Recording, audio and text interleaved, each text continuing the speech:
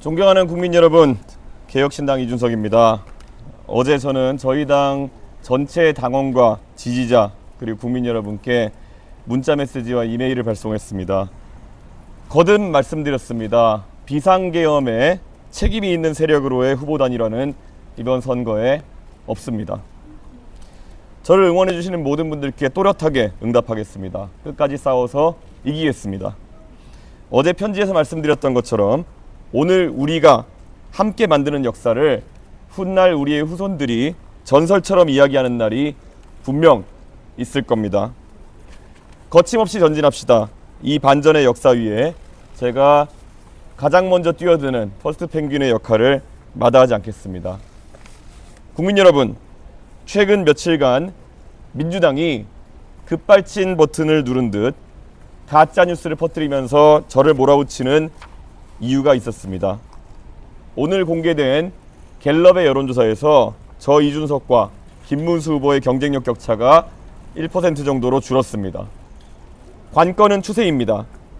지난 조사에서 29%였던 저희 양자 대결 지지율은 이번 조사에서 40%로 퀀텀 점프를 했습니다. 동탄의 기적을 만들었던 바람이 다시 불고 있습니다. 이 추세대로라면은 아마 오늘 진행된 조사에서는 제가 김문수 후보를 뛰어넘을 것이고 아마 내일 조사에서는 이재명 후보를 뛰어넘는 조사 결과가 나올 수도 있을 것입니다. 여론조사 공표 전 마지막 조사에서는 10% 이상 뒤처져 있다가 실제 개표 결과에서는 3% 차이로 지난 동탄에서 당선됐습니다. 민주당은 그때의 악몽이 두려울 것입니다. 민주당에게는 악몽이지만 국민에게는 그것이 희망입니다.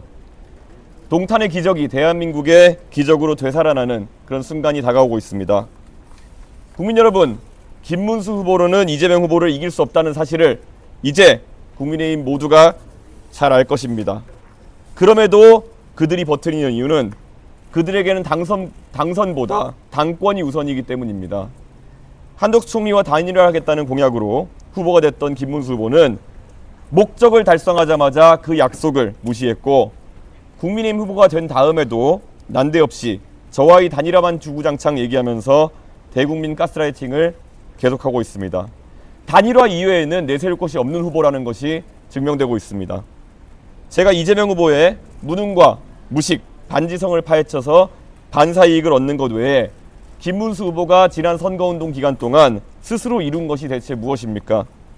전광훈 목사를 풀어달라고 눈물 흘리는 영상이 돌아다닌 것 외에 김문수 후보가 보여준 국가 경영의 비전은 무엇입니까? 비전이 없어서 겨우 생각해낸 것이 반 이재명이라는 기치 아래 역사 속으로 사라져야 했을 이낙연, 전광훈과 같은 이상한 재료들을 모아다 잡탕밥을 만들려고 하는 것 아닙니까? 둥근 사각형, 따뜻한 아이스 아메리카노처럼 존재할 수 없는 물건을 팔기 때문에 이재명 후보에 비해 비교 우위도 없는 것입니다. 고정표를 바탕으로 여론조사 최대치까지 올랐다가 이제 추락만 남은 김문수 후보가 있고 추세로 밀고 올라가 끝내 이재명 후보를 뒤집을 에너지가 충분한 저 이준석이 있습니다. 국민의 선택은 분명할 것입니다. 이준석만이 이재명을 잡을 수 있다는 판단이 빠르게 확산되고 있습니다. 2030 세대에서 시작된 이 혁명의 바람은 놀라운 속도로 전 세대로 확장되고 있습니다. 지금 민주당은 두려울 것입니다. 공표에 질려 있습니다. 국민 여러분, 비상계엄에 책임이 있는 정당 국민의힘은 이번 대통령 선거에 후보를 낼 자격이 없는 정당입니다.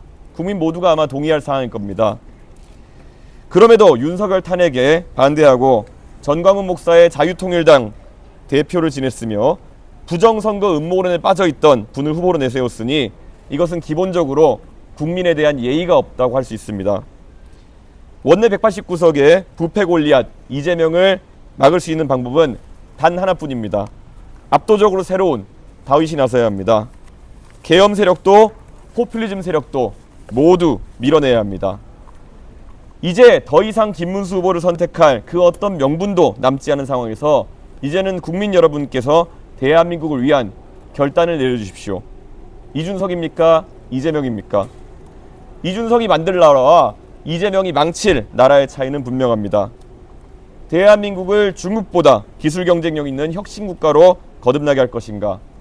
중국과 대만 사이에서 시에시에만 하다가 국제사회에서 완전히 고립되는 나라로 전락할 것인가? 바로 그 차이입니다. 보수와 진보를 가리지 않고 최고로 실력 있는 사람들이 모여 토론하고 타협하는 정치로 갈 것인가? 서초동, 광화문, 시청, 여의도로 갈려서 전쟁 같은 대결을 반복하는 국가로 갈 것인지 바로 그 차이입니다.